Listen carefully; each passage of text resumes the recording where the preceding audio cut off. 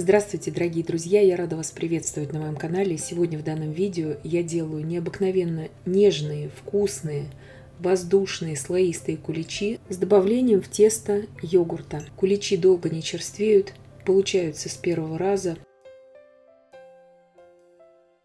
Куличи получаются вот такие слоистые, очень легкие, очень воздушные на вкус, не забитые мукой и в то же время долго не черствеют. Куличи буду готовить на большой замес теста. Замешивать буду безо всякой техники. Буду замешивать руками. Тесто замешивается совсем несложно. Справится каждая хозяйка. Итак, здесь у меня 600 мл теплого молока. Ни в коем случае не холодного, не горячего. 28 грамм сухих дрожжей. Если у вас дрожжи свежие, берите от 84 до 100 грамм свежих дрожжей. Смотрите по вашим продуктам. Если у вас свежие дрожжи, они тоже не должны быть ни в коем случае холодными. Итак, перемешиваю просто это все. И добавляю туда сейчас 4 пакетика ванильного сахара по 8 грамм. То есть примерно 30 грамм ванильного сахара. Либо же ваниль можете добавлять.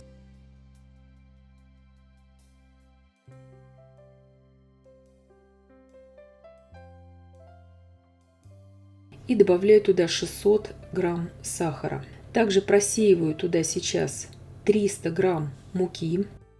Мука у меня будет здесь 2 килограмма на все это тесто. И от общего количества 2 килограмма беру 300 грамм муки. Все это перемешиваю и накрываю сейчас крышкой.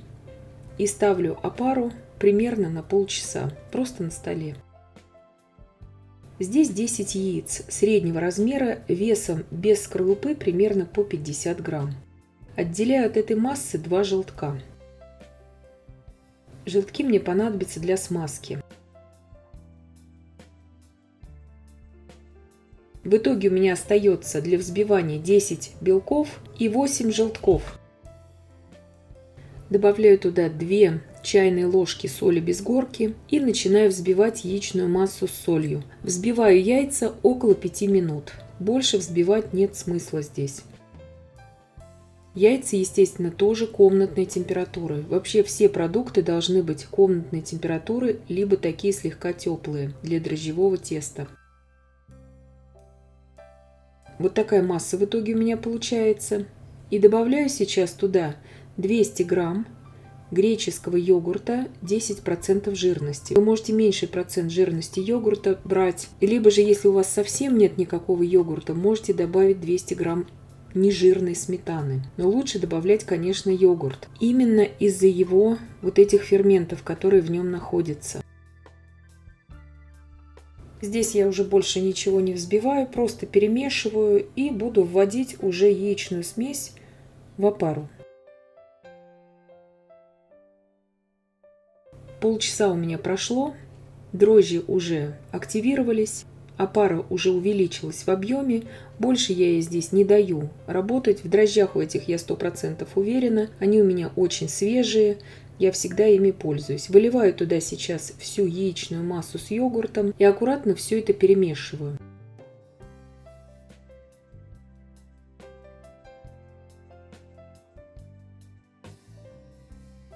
Сейчас просеиваю туда оставшиеся 1 килограмм 700 граммов муки. На этом же этапе, если вы не будете добавлять туда ромовую эссенцию, я добавлю ромовую эссенцию, а если вы будете добавлять коньяк, то добавьте, вот когда вы вмешивать будете муку, в эту массу добавьте туда 5 столовых ложек коньяка. Это на 2 килограмма муки. Коньяк также испаряется при выпечке. И ничего страшного в этом нет. Но я добавляю всегда по традиции просто ромовую эссенцию. Туда же в этот же момент можете добавить и любые другие ароматизаторы. Кто-то любит миндальный ароматизатор, пожалуйста. Все это на ваше усмотрение. И если вы хотите добавить цедру апельсина, лимона, это нужно будет добавить уже в яично-йогуртовую смесь и потом все это вмешивать. Потому что цукаты это другое. Видите, вот такое вязкое тесто вымешиваем либо очень плотной силиконовой лопаткой, как у меня, либо деревянной. Оно рвется, это тесто. Мы сейчас его будем вымешивать на столе. Здесь, смотрите, я буду постоянно вот так смазывать стол сейчас растительным маслом без запаха. В моем случае это рапсовое масло. Вы же можете брать, естественно, подсолнечное масло без запаха. В общей сложности вот для таких вмешиваний растительного масла у меня уйдет количество растительного масла без запаха 180 грамм. И это очень важно, потому что не просто один раз слегка сбрызнуть стол растительным маслом, а для качества этого теста важно вмешивать туда вот таким образом это масло. Оно также способствует качеству теста. Итак, сейчас я округляю вот это все тесто и буду вот так немножко его как бы отбивать на столе. Оно уже становится более податливым. Оно еще, конечно, липнет к рукам, но это нормально. И видите, оно еще, конечно, рвется. И я вот так вот подбиваю его пару минут. Оно очень легко отбивается, оно уже собирается все в комок.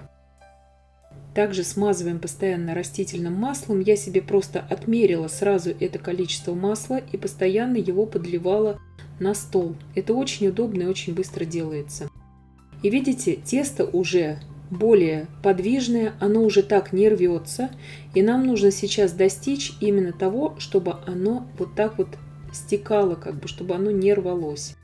Конечно, если у кого-то есть тестомес, это все можно делать в тестомесе. Просто здесь я показываю для наглядности в видео именно как это сделать ручным замесом.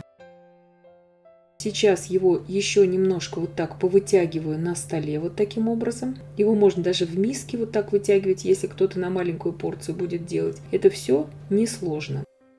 Итак, по прошествии примерно 10 минут я уже собрала все это тесто с помощью вот такого шпателя. Можете скребок для теста брать. Убираю, видите, оно уже какое податливое. Убираю его сейчас примерно на полчаса.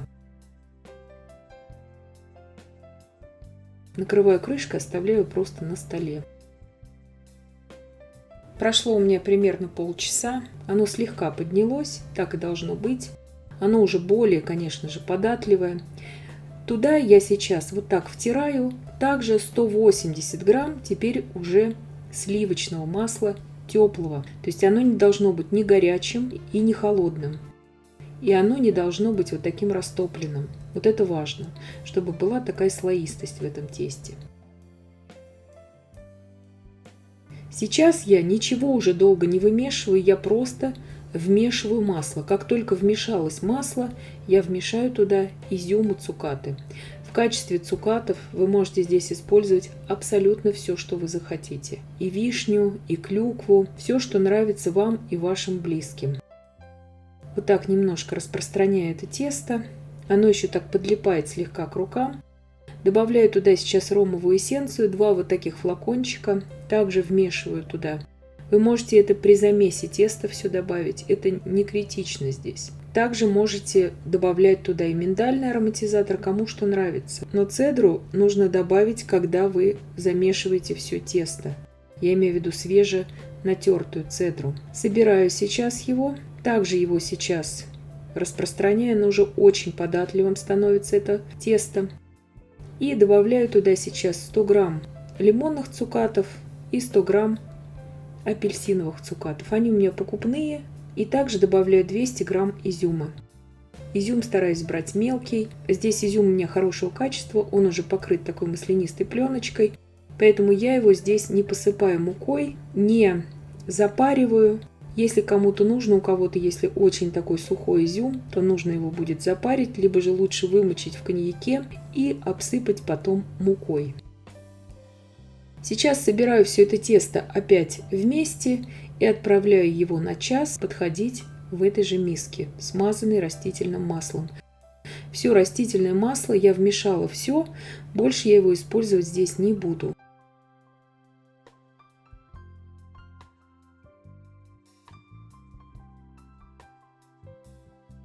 У меня прошел час. Тесто поднялось вот так вот хорошо вдвое. И я уже начинаю его раскладывать по формочкам для куличей. Здесь у меня формы большие.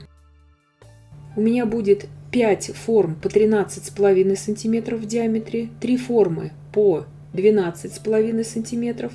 Отмеряю для 13,5 см примерно по 530 грамм этого теста.